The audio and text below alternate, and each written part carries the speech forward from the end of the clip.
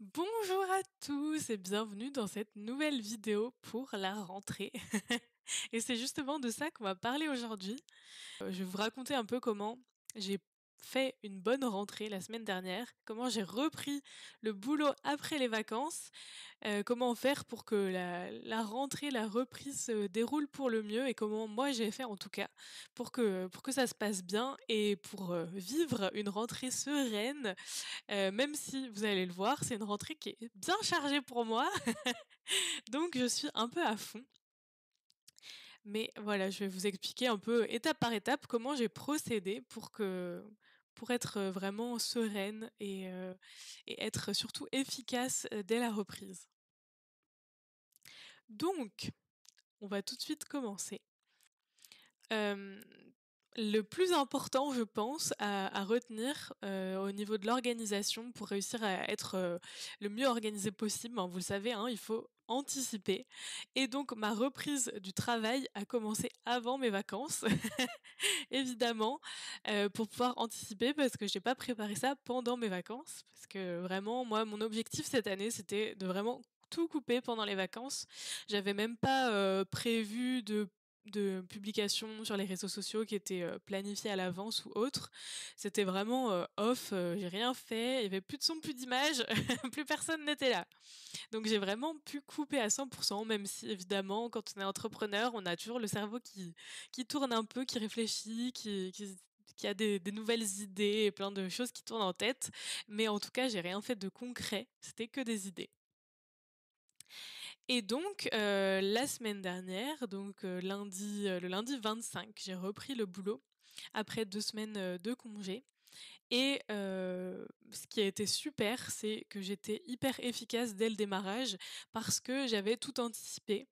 C'est-à-dire que, mes plages horaires étaient déjà définies à l'avance, donc je savais, quoi faire à quel moment et en plus des plages horaires, j'avais une to-do list qui était vraiment, bien détaillée et qui me permettait de savoir qu'est-ce que je devais faire quel jour, dans les plages horaires que je m'étais indiquées, sur mon calendrier. Donc vraiment, c'était l'avantage pour moi d'avoir procédé de cette façon-là, c'est que, à le jour de ma rentrée, je me suis pas posé de questions, j'avais juste à me poser devant mon ordinateur. J'avais prévu quand même, un petit temps le lundi pour, ben, me remettre un peu en mémoire tous ces éléments-là, pour, recommencer en douceur, mais j'avais prévu, ouais, 1 heure, une petite heure comme ça pour reprendre un peu mes marques. Mais une fois que cette heure était passée, je savais, quoi faire, dans quel ordre, comment et cetera. J'avais vraiment, tout prévu. Et donc, aujourd'hui, je vais un peu vous expliquer comment j'ai fait pour que ce soit prévu. C'est un peu la première année où je le fais à ce point-là. J'ai toujours, quand même eu cette, habitude de prévoir, à l'avance, et toujours d'anticiper pour, être le plus sereine possible. Mais c'est vrai que là, comme j'ai prévu un planning vraiment chargé pour cette rentrée, j'ai décidé, de documenter un peu tout ça pour voir comment ça s'est passé. Et puis de vous expliquer tout ça. OK. Maintenant que le cadre est un peu posé, je vais d'abord, aussi vous parler de qu'est-ce que j'ai prévu pour cette rentrée. Donc cette semaine de rentrée, enfin cette rentrée de manière générale, j'ai prévu de lancer une nouvelle offre. Donc je lance une nouvelle offre en septembre. Pour l'instant, je commence un peu à teaser, mais j'ai pas tout dévoilé sur cette offre, même, assez peu d'informations au final. Vous suivez un peu les coulisses avec moi de comment je lance cette offre et qu'est-ce que je fais pour, qu'elle puisse sortir. Et donc c'est un programme qui est assez chargé parce que j'ai prévu, toute une stratégie de contenu autour du lancement de cette offre-là.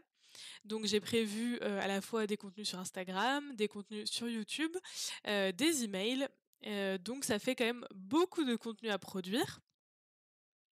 Plus que ce que j'ai l'habitude de faire parce que du coup là, le rythme que j'ai choisi d'avoir sur ce lancement, c'est, 3 publications par, semaine sur Instagram, des stories tous les jours, une, vidéo sur YouTube par semaine et un email par semaine.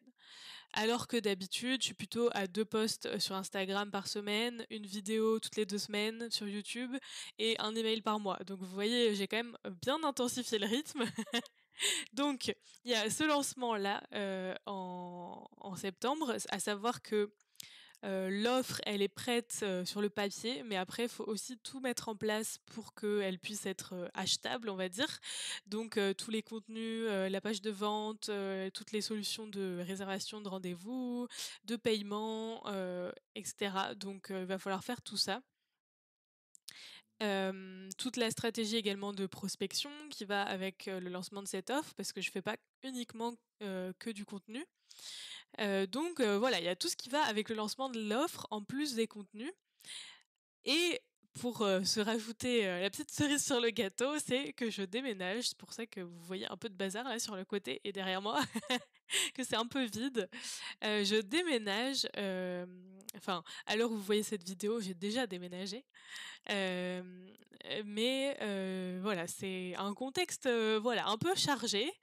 Donc j'ai vraiment pas le temps de m'ennuyer et il faut vraiment que mon planning il soit, chronométré parce que du coup, c'est la semaine de reprise, de travail pendant laquelle je déménage. Enfin, j'ai déménagé pour vous, j'ai pas encore déménagé. Hem et donc la première semaine de reprise, j'ai quand même beaucoup de temps dédié au déménagement, évidemment. Donc voilà, c'est aussi du temps que je vais pas pouvoir passer à travailler sur, tout ce planning de lancement d'offres. Donc maintenant que le contexte est un peu posé pour vous, je vais vous expliquer un peu comment j'ai procédé avant mes vacances pour, faire en sorte que ce planning-là, il soit bien défini, qu'il soit, pratique pour moi et que ce soit facile, à suivre dans mon quotidien et que ce soit pas trop stressant, que ça me mette pas trop la pression. Heu et c'est aussi très important pour moi de me mettre des limites et de les respecter. J'ai pas envie de travailler, 24 heures sur 24. J'ai besoin aussi de temps de pause, pour faire d'autres choses et penser à moi. Donc voilà, il faut prendre en compte tout ça, mais quand même avancer et avec tous ces challenges que j'ai pour cette rentrée. Donc la première chose que je fais toujours quand je dois planifier, prévoir quelque chose, dans le futur, là, c'est dans le cadre, d'après les vacances, mais au final, c'est toujours, les mêmes étapes, peu importe, le contexte. Donc la première chose, c'est vraiment de regarder, quels sont mes impératifs, les rendez-vous que j'ai à la rentrée, les non négociables, les choses qui vont pas pouvoir bouger et qui sont déjà planifiées. Alors pour moi, ces éléments-là à la rentrée, c'était surtout, ben, tout ce qui est, lié au déménagement. Après j'ai aussi, des contraintes liées à mon emploi en temps partiel. Donc c'est des jours, des plages horaires où je ne peux pas travailler. Hem et aussi j'ai quelques déplacements, notamment à la fin du mois de septembre. Sur le mois de septembre, j'ai pas de rendez-vous clients prévus pour le moment. Ils vont se positionner, mais c'était aussi, une bonne idée pour moi, enfin, c'était pas prévu qu'il y ait pas de rendez-vous, mais en tout cas, c'était une bonne chose parce que ça me permet aussi de mettre des limites et de me dire: «OK, je prévois ces plages-là pour les rendez-vous qui vont se caler au fur et à mesure». Comme ça, je préserve aussi, des moments de concentration, des moments où je suis productive et les rendez-vous viennent, se caler à des moments précis que moi j'ai décidés. Parce que là, vraiment, l'objectif pour moi, ça va être de faire en sorte, d'être, vraiment maître de mon emploi du temps et de mon planning au plus possible et donc d'essayer de faire en sorte que, il y ait le moins d'imprévus possible. Bon, c'est pas possible de pas avoir d'imprévus, mais voilà, en tout cas de bien cadrer et structurer mon emploi du temps, tout en laissant de la flexibilité et c'est ça qui est difficile quand on doit, anticiper et prévoir. Mais du coup, voilà, la première chose, c'était vraiment de voir, quels sont mes rendez-vous, les non négociables et cetera et ça, c'est, posé dans mon agenda, c'est des moments, voilà, que je pourrais pas bouger dans tous les cas et sur lesquels, je pourrais pas travailler, sur mes autres projets. Une fois que j'avais bien ça en tête, j'ai ensuite fait la liste, vraiment des projets, des objectifs que j'avais. J'ai repris, un peu toute la stratégie que j'avais mise en place au début de l'année, j'ai revu tous mes objectifs, et j'ai noté tous mes projets et donc là vraiment, pour moi le gros objectif, projet, de cette rentrée, c'est le lancement de cette nouvelle offre. L'offre, donc bon, j'allais vous dire ce que c'est, mais c'est pas encore le moment. Vous aurez très bientôt toutes les informations sur cette nouvelle offre. Hem, donc voilà, en tout cas, vraiment être au clair sur qu'est-ce que je vais faire à cette rentrée. Une fois que j'ai vraiment clarifié, tout ça et ben là, c'était le moment pour moi de vraiment, étudier plus, en profondeur la stratégie de rentrée et du coup, je vais vous montrer un peu. Hop, je sors mes petits, mes petits cahiers, enfin mes feuilles plutôt, et en fait là, ce que j'aime bien faire, c'est, ben, sortir tout simplement un calendrier comme ça, en papier. Parce que j'aime beaucoup écrire pour réfléchir, je trouve ça plus facile. Et ensuite je prends le numérique pour vraiment structurer et «figer», on va dire entre guillemets.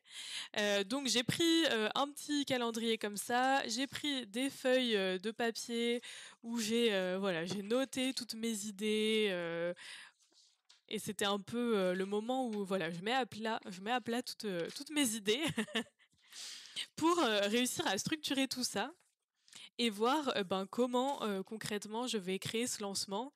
À quelle date je fais l'annonce, qu'est-ce que je fais avant l'annonce, les phases un peu de teasing, quel type de contenu je vais publier à quel moment. Enfin voilà, l'idée c'était vraiment, de structurer tout le lancement, et surtout, heu donc oui, il y a cette stratégie un peu en phase, donc les différentes phases, de contenu, les dates clés et cetera. Mais après, il y avait en plus, de détailler chaque tâche très très précisément, de noter, ben, là, il faut que je crée la page de vente, enfin là, plus précisément, là, il faut que je fasse la rédaction de la page de vente. Après là, il faut que je fasse la page de vente, en numérique. Enfin voilà, après j'ai vraiment pris le temps de détailler tâche par tâche toutes les choses que je vais devoir faire.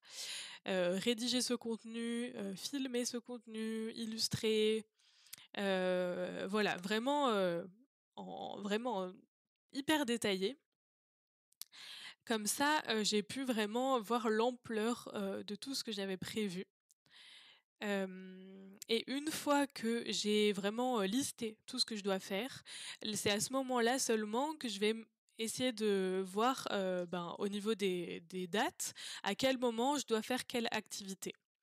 Et c'est là où ça fait un peu des ajustements parce que, ben, par exemple, j'avais prévu de lancer, l'offre, bon là je vais inventer des dates parce que je sais plus vraiment, mais par exemple, admettons que, j'avais prévu de lancer l'offre, le 8 septembre. Finalement aujourd'hui, c'est prévu que, le l'annonce officielle ce soit le 15 septembre. Donc finalement, c'est aussi en voyant toutes les étapes qu'on doit faire et en voyant dans le temps combien de temps ça va nous prendre, à quel moment on doit faire quoi, qu'est-ce qui doit être fait avant quoi. C'est aussi comme ça qu'on se rend compte, du temps dont on a besoin pour que tout soit, mis en place, correctement comme on l'avait, imaginé dans notre tête. Donc voilà, là pour résumer un peu les différentes phases, il y a, regarder déjà les non négociables, les rendez-vous qu'on a déjà de planifier dans notre agenda et bloquer ces plages pour ne rien, prévoir. Et aussi j'ai pas précisé, mais admettons, que vous ayez un rendez-vous de prévu avec un client et que vous ayez besoin de préparer ce rendez-vous, c'est à cette étape-là aussi que je bloque du temps pour préparer ce rendez-vous-là. Une fois que j'ai, traité un peu les non négociables, je vais me pencher plutôt, sur la liste des projets et des objectifs que j'ai. Donc là, c'est vraiment plus, au niveau, ben, stratégique et pour clarifier avec moi-même, c'est quoi mes priorités de la rentrée? Qu'est-ce que je veux faire pour cette rentrée? Et une fois que j'ai fait ça, ben, là, je peux rentrer dans le détail des différentes phases, des tâches, des dates et cetera pour que vraiment il y ait, une feuille de route en fait, vraiment, une feuille de route de tout ce que je dois faire à quel moment et que ce soit hyper précis pour moi, et facile à suivre une fois que je suis vraiment dedans. Une fois que j'ai fait tout ça, hem, c'est seulement à ce moment-là où je vais vraiment aller dans mon calendrier. Parce qu'en fait, dans mon fonctionnement, moi j'ai une to-do list avec des dates et j'ai mon calendrier où je vais pas, mettre mes tâches, par jour, mais je vais plutôt mettre des plages horaires, avec des thématiques. Donc par exemple, dans mon calendrier, j'ai des plages horaires, création de contenu, j'ai des plages horaires, sur, la prospection, sur, les rendez-vous clients, enfin voilà, c'est un peu toutes les j'ai plein de thématiques comme ça, où vraiment je vais essayer de réunir, des catégories de tâches. Et du coup, ça me permet d'avoir des grandes plages horaires, c'est au minimum 1 heure, une plage horaire pour moi. Et donc, en fait, quand je vois cette plage horaire dans mon calendrier, ensuite je vais venir voir la liste de tâches et essayer de voir quelles sont les tâches qui sont associées. De fonctionner de cette manière, ça me donne plus de flexibilité parce que, du coup, j'ai pas une tâche qui est planifiée, sur cette heure-là, mais plutôt des tâches qui vont être planifiées dans la semaine et donc ça va me permettre d'essayer de bien répartir les tâches dans la semaine mais aussi d'avoir de la flexibilité. Et de savoir que oui, hem, j'ai cette tâche à faire cette semaine, mais je vais en fonction de mon énergie, de ce que j'ai envie de faire, de mon inspiration du moment, je vais pouvoir faire évoluer le moment, pendant lequel je vais faire cette tâche ou non. Donc voilà, après une fois que j'ai fait tout ça et ben, je vais venir composer avec mon calendrier pour, essayer, voilà, de mettre des créneaux aussi de sport, de pause, des créneaux pour manger. Je mets aussi les créneaux pour les trajets parce que, pour certains rendez-vous, il faut que je me déplace, donc je vais pas pouvoir travailler sur ces moments-là. Donc voilà, c'est vraiment le moment où je vais venir adapter mon planning pour, que tout rentre dedans. Mais, j'ai vraiment quand même des limites, quoi. Donc, après, c'est à moi de voir, combien de temps j'ai pour faire chaque tâche et c'est à moi maintenant d'être, la plus efficace possible, pour, réussir à respecter ce que j'avais prévu.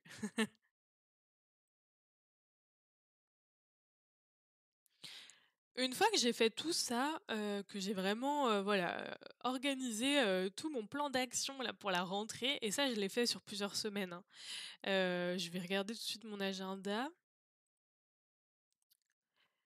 Mais oui, en gros, jusqu'à fin septembre, j'ai ce planning-là qui est bien défini. Et donc, la prochaine étape, pour moi, ça a été de vérifier mon planning de prise de rendez-vous sur l'outil de prise de rendez-vous cal.com. Parce que c'est, sur cet outil que les personnes prennent rendez-vous avec moi. Mais je voulais vraiment m'assurer, déjà que les rendez-vous étaient clôturés pendant mes vacances, mais aussi que, les plages que j'avais définies dans mon planning, apparaissaient correctement par rapport à ce que j'avais défini. Qu'il y avait suffisamment de rendez-vous disponibles, au bon moment, au bon créneau et cetera.